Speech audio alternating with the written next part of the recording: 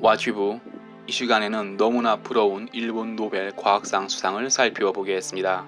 1901년 스웨덴 천재과학자 알프레드 노벨을 기리기 위해 만든 노벨상은 인류 문명 발달에 공헌한 사람이나 단체에 수여되는 상으로 물리학, 화학, 의학, 문학, 경제학, 평화상으로 구분하여 시상합니다. 이 중 평화상만 노르웨이 국회가 선출한 5인 위원회가 선정합니다. 과학, 경제, 문학, 인문 분야에서 세계 최고 권위를 자랑하는 노벨상은 전 세계 모든 나라가 수상자를 배출하고 싶은 최고 권위 상입니다. 또한 노벨상 수상자 수가 선진국 지표로 활용되는데요. 노벨상 수상자 순위가 선진국 국력 순위와 거의 일치합니다. 아시아 국가에서는 일본이 독보적으로 많은 노벨상 수상자를 배출하고 있는데요.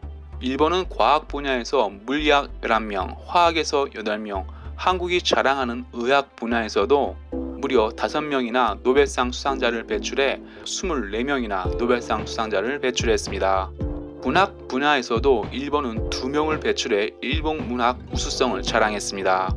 일본은 한국에는 알려지지 않았지만 2017년 노벨 평화상도 수상했는데요. 원폭 피해자 사로 세스코는 핵무기 폐기 국제운동 공로를 인정받아 아이켄 대표로 노벨 평화상을 수상했습니다. 그렇다면 한국과 고전도 공유하고 거리상 가깝고 한국인들이 너무나 미워하는 나라 일본은 어떻게 25명이라는 노벨상 수상자를 배출했을까요? 일본은 아시아에서 가장 먼저 근대화에 성공하여 서구의 과학 문명을 받아들였습니다. 오늘날 한국에서 쓰는 단어 물리학, 화학, 의학, 경제학 등은 모두 일본에서 만든 한자 단어입니다. 이렇듯 일본은 1800년대부터 서구의 문명을 받아들여 일본 꽃으로 소화했습니다. 일본인이 근대화의 상징으로 생각하는 1만엔 지폐 인물 후쿠자와 유이치는 학문을 권함이라는 일본인의 성경 같은 책을 썼고 서구의 대학 시스템을 도입, 게이오 대학을 설립했으며 일본 교육 방식을 서구식 교육 방식으로 바꿨습니다. 또한 일본 교육은 책과 실습을 통한 사고 능력 발달에 중점을 두고 교육하고 있습니다.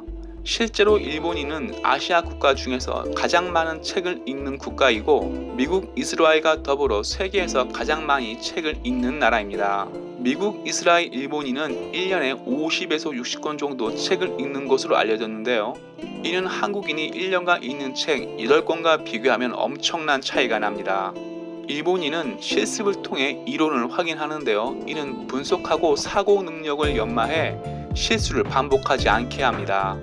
실제로 일본인은 OECD 국가 중 사고 능력 부분에서 늘 상위권에 있습니다. 사고 능력이 높은 국가는 거짓이 통하지 않는 사회가 되고 거짓 선동이 통하지 않는 국가가 됩니다. 과학은 증명하는 것이기에 거짓이 들어가기가 어려운데요. 일본의 힘은 바로 사고 능력에서 나옵니다.